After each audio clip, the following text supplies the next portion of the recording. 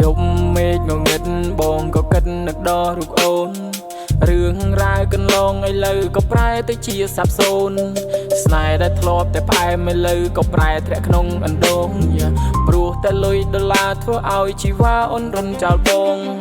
យប់មេឃងងឹតបងក៏គិតនឹកដល់រូបអូន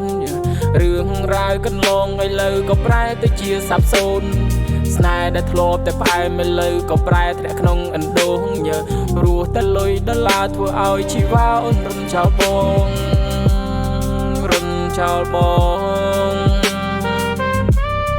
អូនអើយអូ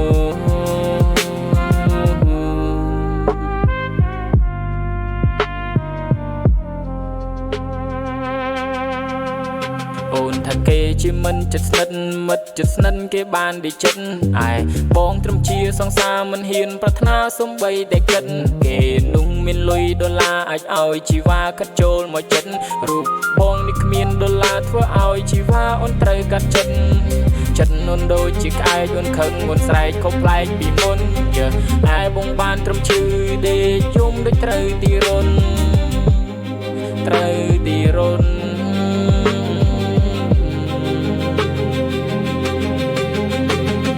រឿងរ៉ាវស្នេហាវាមិនចំណេញតែប្រែចំណងរឿងរ៉ាវកន្លងបងក៏ដឹងថាអូនក្បត់បងតែចិត្តនេះនៅស្រឡាញ់នៅតែខ្នាញ់នៅក្នុងបេះដូងទុំបង្ខំយ៉ាងណាក៏ទេវតាឲ្យនៅអឡូន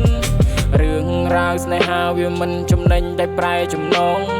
រឿងរ៉ាវកន្លងបងក៏ដឹងថាអូនក្បត់បងតែចិត្តនេះនៅស្រឡាញ់នៅតែខ្នាញ់នៅក្នុងបេះដូងទុំបង្ខំយ៉ាងណាក៏ទេវតាឲ្យនៅអឡូននៅអឡូន